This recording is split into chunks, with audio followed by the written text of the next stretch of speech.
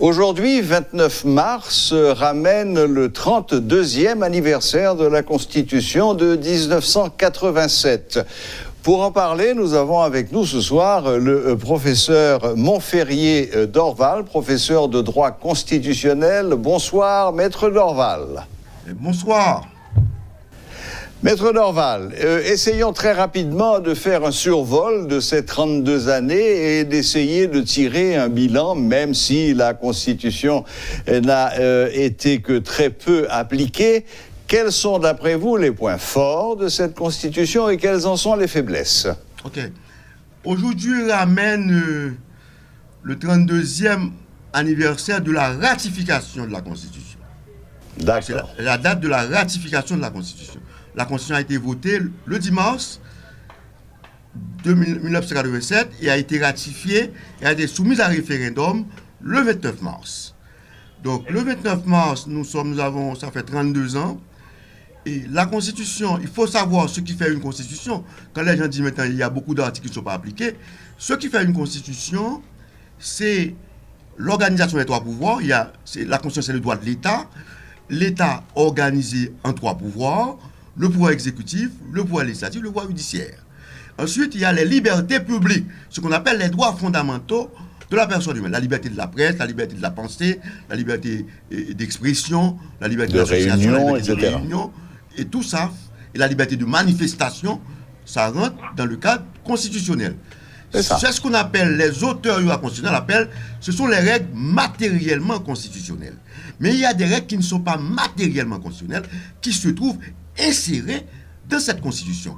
Les règles concernant la fonction publique, les finances publiques, donc ce sont des règles qui ne sont pas matérielles constitutionnelles, mais qui se trouvent insérées. Les règles concernant l'économie, et tout ça, rentre dans le cadre de la Constitution. Mais concernant les règles qui sont matériellement constitutionnelles, si on prend l'organisation des trois pouvoirs, mais quand même, on avait prévu dans le cadre d'un amendement en 85, la Constitution de 85, 83, on avait prévu un Premier ministre qui n'était pas alors un chef de gouvernement. Mais cet amendement n'a jamais été mis en œuvre, n'a jamais été appliqué. Finalement, la Constitution de 87 a établi un exécutif bicéphale. Bicéphale, oui. Cet exécutif, l'exécutif bicéphale, c'est appliqué. Nous avons un président qui est élu, qui est chef de l'État, et un Premier ministre qui est chef de gouvernement. Donc il y a une sorte de hiérarchie au niveau de l'exécutif. Ensuite, vous avez... mais il y a les droits et libertés, il y a certaines droits qui sont établis, la liberté de la presse, les journalistes, on doit respecter les sources. On ne doit pas forcer le journaliste à révéler ses sources. Ça trouve dans la Constitution. Un Haïtien n'a pas besoin de visa pour laisser le pays et pour revenir. Je me rappelle quand je devais quitter Haïti en 85, je devais solliciter un visa au ministère de l'Intérieur. Et pour rentrer, j'étais à Paris, pour rentrer en Haïti, j'ai dû solliciter un visa à l'ambassade d'Haïti à Paris. Maintenant, ça ne se fait plus. Donc, comme on disait à l'époque, faut que nous descendons. Faut que nous descendons. Donc maintenant, on n'est plus dans ce cadre-là. Mais le problème, c'est que ce qu'on voit, il y a aussi les élections avec le CEP. On n'a jamais pu appliquer. On devait avoir un seul conseil électoral provisoire, mais on a connu plusieurs, même 14 conseils électoraux provisoires. Donc on devait avoir un conseil électoral permanent. On n'a jamais pu établir le conseil électoral permanent. Donc maintenant, mais on trouve que dans l'application, il y a des problèmes. Concernant le régime politique, nous ne sommes pas habitués à un exécutif bicéphale, nous étions plutôt habitués à un exécutif monocéphale avec un président qui était à la fois chef de l'État, chef du gouvernement.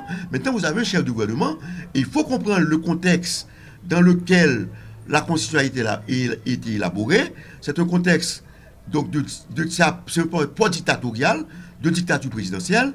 L'idée des constituants, c'était vraiment d'empêcher le retour à une dictature présidentielle. C'est pourquoi les moindres pouvoirs du président sont contrôlés, les pouvoirs ont été transférés au Parlement, donc, alors qu'il y a des contrepoids, on peut contrôler les pouvoirs du président, mais on ne peut pas contrôler les pouvoirs du Parlement. Le Parlement dispose des pouvoirs illimités. Donc c'est un pouvoir totalement déséquilibré au profit du Parlement. Donc certains disent qu'il y a une dictature du Parlement. Donc ce qu'on constate, vous avez un président qui a été élu, et qui a du mal à choisir son Premier ministre. Des fois, on lui impose un Premier ministre. On lui dit qu'il faut un Premier ministre de cohabitation. Pour moi, ce n'est pas possible. C'est parce qu'on ne comprend pas ce qu'on entend par cohabitation. Moi, j'ai pu assister en France à 3 cohabitations. La cohabitation Chirac-Mitterrand, Mitterrand-Chirac, la cohabitation Mitterrand-Balladur, la cohabitation Chirac-Jospin. Et exact. je pense que lors de la deuxième cohabitation, quand on devait désigner un Premier ministre, Chirac a dû proposer Balladur. Il a qualifié son passage à Matillon comme Premier ministre sous la présidence de Mitterrand comme étant un passage qu'il a qualifié d'enfer. Donc maintenant, nous autres, c'est pourquoi on est passé, on a transformé le septennat en quinquennat. Nous autres, nous avons toujours connu un régime présidentiel. Maintenant, on nous impose un régime qui est inqualifiable. Donc moi, je dis maintenant, c'est une sorte de régime d'assemblée. Donc ce n'est pas un régime d'apparence parlementaire. C'est pas un régime parlementaire, c'est un régime d'équilibre des pouvoirs. Alors que ce régime qu'on a, c'est pas un régime, c'est un régime de déséquilibre des pouvoirs au profit du Parlement. Donc nous autres, c'est pourquoi on dit maintenant, il y a des avancées concernant les droits fondamentaux, mais il faut qu'on arrive à contrôler l'application des règles relatives aux droits fondamentaux. Donc quand les droits fondamentaux qui sont protégés dans la Constitution sont violés, comment les faire respecter? Nous n'avons pas ce mécanisme dans la Constitution. Et vous avez toujours un conflit, soit entre le président et le Parlement, soit entre le Premier ministre et le président. Et tout récemment, il y a pas longtemps, vous avez vu le conflit qu'il y a eu, le conflit public entre le président et le Premier ministre. C'est pourquoi nous autres, nous avons depuis longtemps, nous préconisons une autre constitution pour Haïti. Voilà, justement, Maître Dorval, c'est à cela que je voulais en venir. On parle beaucoup ces derniers temps d'amendements, voire de révision de la Constitution, et il y en a même qui souhaitent qu'une assemblée constituante soit créée. Alors, à ce sujet, j'ai 2 questions pour vous. La première, est-il souhaitable de créer une assemblée constituante? Et deuxièmement, quelles conditions doivent-elles être réunies pour qu'une telle assemblée soit créée? Qu'est-ce que la Constitution de 87 dit à ce sujet? Ok. Il y a 2 voies pour modifier, pour amender ou réviser la Constitution. Il y a la voie constitutionnelle, qui est la voie parlementaire, et qui est compliquée. Il faut faire une déclaration d'amendement d'abord. Ensuite, il faut organiser les élections des députés et un tiers du Sénat. Ensuite, après les élections, c'est l'Assemblée, la nouvelle Assemblée, avec le reste des sénateurs maintenant, les sénateurs qui va restants, appliquer. Et qui vont statuer sur les amendements proposés.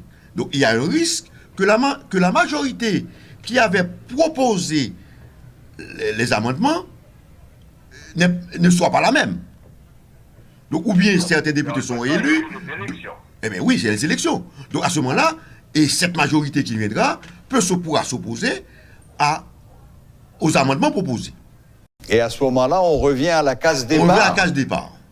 Wow. Donc maintenant, l'autre voie, nous autres, pour moi, il y a un risque, il y a une possibilité. Donc, on a vu, il y a un risque de modifier, un risque de perte d'assemblée. Maintenant, l'autre voie, c'est la voie extra-constitutionnelle. Et vous avez dit extra-constitutionnelle? Extra-constitutionnelle. Cette voie existe. Et dans la théorie du droit constitutionnel, on considère comme voie extra-constitutionnelle l'insurrection, le soulèvement, la révolution est abrogatrice de la Constitution. Maintenant, nous ne sommes pas dans le cadre de la révolution.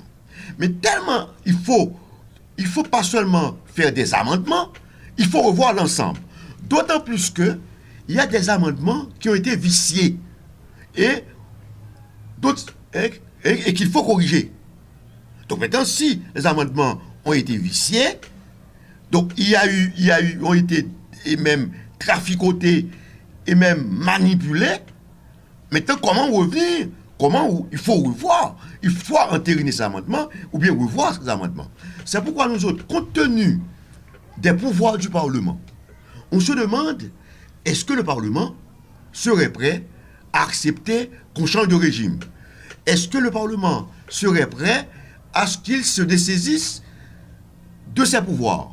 Parce que, Bon, poser la question, c'est presque y répondre. oui. Donc maintenant, c'est pourquoi nous autres, nous avons dit que il faut, non pas des amendements, il faut un changement de constitution. Il faut revoir le Mais régime. qui se chargerait? Qui s'en chargerait? Ça ne peut pas être le Parlement, vous venez de le Toute la question démontrer. est là. Maintenant, est-ce qu'il faut créer une assemblée constitutionnelle qu'on avait fait auparavant? Voilà. Parce qu'on avait élu 41, c'est pas 41 constituants, Constituant, oui. c'est pas arrondissement, on avait élu. Mais quel était le niveau de ces personnes-là?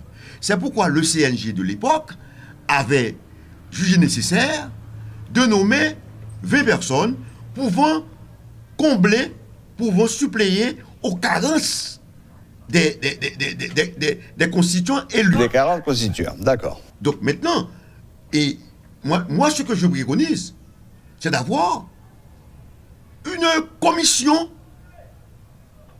chargée de faire la réforme constitutionnelle, une commission composée des historiens, des sociologues, des anthropologues, des juristes constitutionnalistes, des juristes internationalistes, des juristes qui font de droit privé, des juristes de droit privé, et plusieurs types de juristes, donc pouvant avec des politologues, et pour faire la réforme constitutionnelle.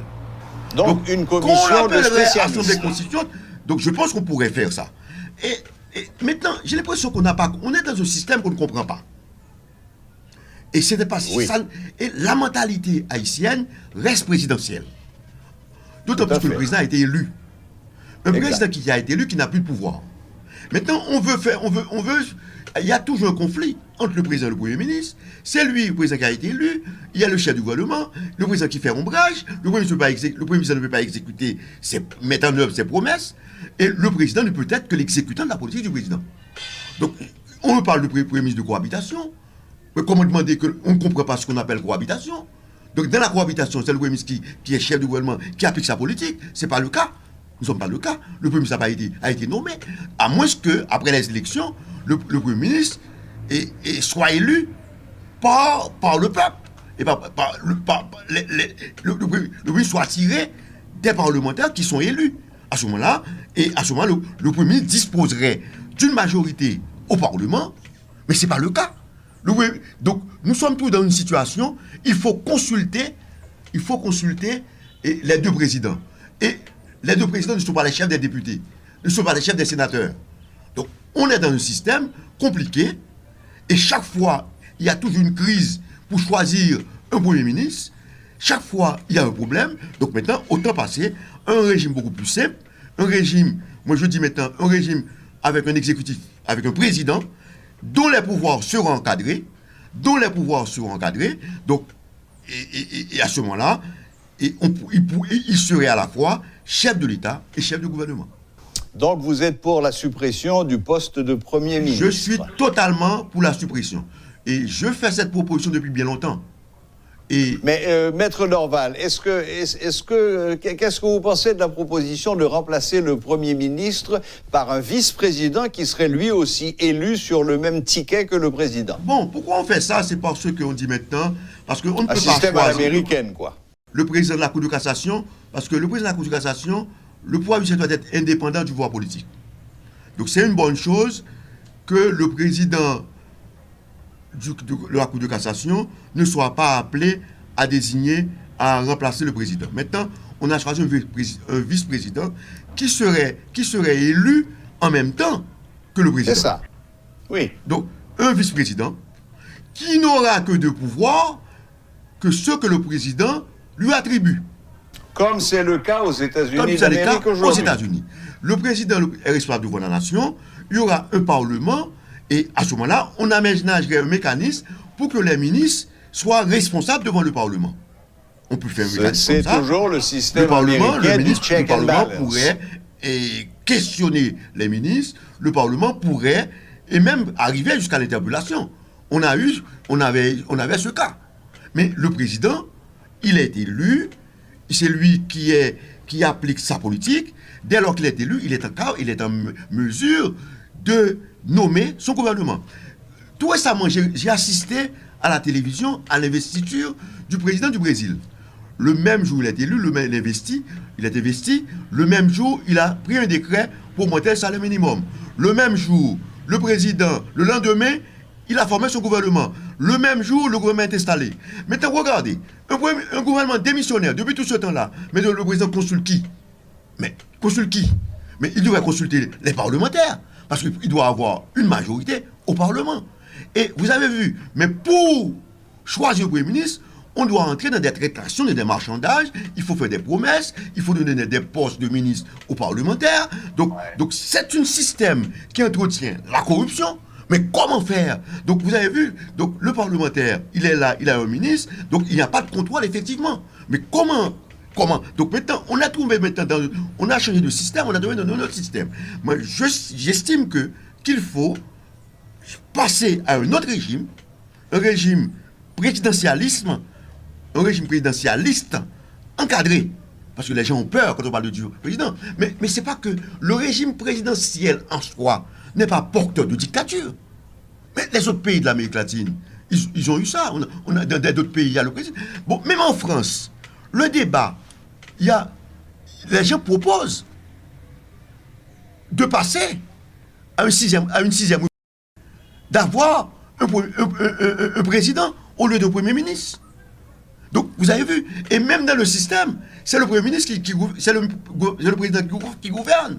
Au point où Sarkozy a eu à traiter Fillon, son Premier ministre, de collaborateur. Collaborateur, oui. Et ça a soulevé un tollé en France. Un tollé général, absolument. Et dans la pratique, c'est le président qui gouverne. Nous avons un système hypocrite maintenant. Donc, c'est le président qui gouverne, qui fait tout. Maintenant, il a le Premier ministre. Bon, maintenant, le Premier ministre est là. Dès lors qu'il fait un bras au président, il sera viré. Donc maintenant, il faut trouver un autre système. Donc on ne peut pas avoir tout le temps un système politique et facteur de crise. Comment résoudre générateur de crise? Mais comment? Donc, et en d'autres termes, maître Dorval, parce que malheureusement le temps commence à courir un petit peu, si je vous ai bien compris, vous estimez que la Constitution de 87 a fait son temps, et que le moment est arrivé de changer, voire d'aller jusqu'à changer de régime. Vous proposez pour ce faire la création d'une commission constituée d'experts. Oui. OK. Et cette commission, à ce moment-là, peut-être arriverait à créer une assemblée constituante qui... Non, c'est la commission qui va faire la réforme. Ah, c'est la commission elle-même qui ferait la réforme. Parce que on ne peut pas. Là, on reviendrait à un système purement présidentiel, sans Premier ministre, oui. Peut-être avec un vice-président, mais en tous les cas, un système à l'américaine où les parlementaires font ce qu'on appelle le système de check and balance de l'exécutif. C'est bien ça. C'est pas un régime présidentiel débridé. Donc le président sera contrôlé, sera soumis au contrôle. Les ministres peuvent être questionnés par le Parlement. Absolument, bien sûr. Donc le contrôle sera fait par le Parlement. Maintenant, d'ailleurs, nous devons aller beaucoup plus simple parce que vous ne pouvez pas, un président est élu chaque fois. Vous avez eu le cas de Martelly, il a choisi Rouzier a été rejeté. Il a choisi Gousk, où ça a été rejeté. Il a choisi Kony, c'était pas son nom à lui. Finalement, il a pu s'entendre avec Laurent Lamotte. Nous avons eu le cas de Préval. Quand il a fait partie Ronnie Smart, c'est pas Ronnie Smart qu'il voulait, c'est quelqu'un d'autre qu'il voulait. Donc on lui a imposé Ronnie Smart. Finalement, on a organisé les manifestations contre Ronnie Smart. Donc finalement, il a demandé à Ronnie Smart de démissionner. Quand le Parlement ne pouvait pas renverser, ne pouvait pas faire destituer Ronnie Smart, il a demandé à Ronnie Smart de démissionner. Donc maintenant, et vous avez vu qu'il a connu presque 2 mois et demi sans Premier ministre. Donc le problème est là. Donc nous devons tirer les leçons de ce qui s'est passé. Donc quand on dit ça, c'est pas qu'on vienne revenir au pouvoir d'antan. Nous devons avoir une constitution qui fonctionne. Donc il nous faut un État qui fonctionne. La constitution, c'est le droit de l'État. À chaque fois, l'État est bloqué. C'est la crise. Tantôt c'est les élections, tantôt c'est le problème du Premier ministre. Donc il faut qu'on puisse résoudre une fois pour toutes ces problèmes-là. Ces problèmes émanent de la Constitution. Tout récemment, comme on a entendu le conflit avec le président et le Premier ministre, vous avez vu ce qui s'est passé? Et Maître Dorval, oui. Une toute dernière question très rapide. Est-ce que vous êtes pour la possibilité d'avoir 2 mandats consécutifs ou bien est-ce que vous conservez l'idée que on ne peut faire que 5 ans, attendre le mandat de quelqu'un d'autre et, le cas échéant, revenir pour un second mandat? C'est compliqué. Pourquoi pas 2 mandats? 2 mandats consécutifs. 2 mandats consécutifs. Oui. Après, très si bien. on veut, comme a dit un ami, pourquoi pas 2 mandats de 4 ans si on veut raccourcir? C'est ça. D'accord. Comme aux États-Unis, en fait. On veut faire un mandat de 4 ans si on ne veut pas 5 ans, si c'est trop long. Donc, 2 mandats, le président puisse être. Donc, vous avez compris. Donc, ça, et ce problème-là crée aussi des tensions. Le président qui est élu, donc il place quelqu'un à lui. Donc, ce président-là fait tout pour qu'il revienne. Autant voilà. On a connu ça en Haïti. On a connu ça en Haïti. Donc, autant permettre au président d'être réélu. Il ne sera pas automatiquement rééligible. Mais il a la possibilité d'être réélu. Voilà. Et on peut avoir un bon président et qui fait bien les choses. Les 4 ans sont insuffisants. Je me rappelle, Obama, dès sa 2e année, il a demandé un second mandat au peuple américain. Moi, je pense qu'on n'a plus à avoir peur, comme si on était à l'époque de Duvalier. Je pense qu'on ne pourra pas restaurer la dictature en Haïti. Oui, même si il y a certaines voix troubles qui finalement se font entendre et disent que sous la dictature, c'était mieux. Bon, moi, je connais l'époque. Moi, j'étais étudiant, c'était le pays n'était pas comme ça. Je connais l'époque où moi, j'étais au lycée Pétion, là où se trouvait la rue Bonnefoy, la rue Pavé, et tout ça m'a marqué. Et c'était pas, même s'il y avait la dictature, même les ministres qui s'exprimaient, on voulait les imiter. Et le bas de la ville, on était fiers du bas de la ville. Maintenant, tout est perdu. Ouais. Maintenant, il faut organiser l'État. Nous avons besoin d'un État. La Constitution, un État qui fonctionne au service des citoyens, au service de tout le monde, sans distinction. Donc maintenant, pour que l'État puisse être organisé, il faut penser à la réforme constitutionnelle. La Constitution, c'est le droit de l'État. Donc, si vous voulez faire une réforme, il faut partir du droit de l'État, qui est la Constitution. Parce que tout le problème d'Haïti, c'est un problème d'État. Une toute dernière question, toute dernière vraiment et très rapide. Êtes-vous favorable à l'introduction dans la Constitution de la possibilité d'avoir recours au référendum? Oui, pourquoi pas? Oui, pourquoi pas? Très bien. Et il nous faut un mécanisme de contrôle, et moi je vais dire quelque chose, un mécanisme de contrôle de constitutionnalité qui permet aux citoyens de saisir soit la Cour constitutionnelle ou le Conseil constitutionnel quand les droits fondamentaux protégés par la Constitution sont violés. Nous devons permettre à des citoyens, comme c'est le cas en Afrique du Sud, donc ce qu'on veut faire, c'est une remise à plat de la Constitution en tenant compte des données historiques, en tenant compte aussi du droit constitutionnel comparé. Voir ce qui se fait, ça demande du temps. Il faut des techniciens. Il nous faut au moins 2 ans. On n'est pas là pour réinventer la roue. Oui, pardon? On n'est pas là pour réinventer la roue. Oui, mais en plus, on peut s'inspirer de ce qui s'est passé ailleurs. On va tenir compte de l'histoire politique du pays. On va tenir compte de ce qui se passe au niveau international, de façon à avoir... Parce que je prends l'Afrique du Sud, qui permet aux citoyens de saisir le Conseil, la Cour constitutionnelle, lorsque les droits fondamentaux prévus par la Constitution sont violés. Donc nous devons permettre aux citoyens, puisqu'on fête la Constitution, il faut permettre au peuple, aux citoyens même, de pouvoir saisir, de rendre concret l'application de la Constitution. De rendre concrète l'application de la Constitution. Donc c'est pourquoi, c'est tout le sens. Nous plaçons notre position concernant le changement de Constitution dans le cadre de la réforme globale de l'État. Parfait. Eh bien, écoutez, Maître Dorval, je crois que vous avez parfaitement résumé la situation avec cette dernière phrase. Merci infiniment de nous avoir accordé un peu de votre temps et d'avoir fait ce rapide bilan des 32 ans de la Constitution de 87. Merci et bonne fin de soirée. Merci beaucoup, ça a été un plaisir. Au revoir. Au revoir. Voilà. C'était Maître Montferrier Dorval, professeur de droit constitutionnel, qui nous a bien informés sur les points faibles et les points forts de la Constitution de 87, ce qui a marché et pourquoi ça ne marche plus, et qui souhaite, lui, une nouvelle Constitution avec un changement de régime. Affaire à suivre.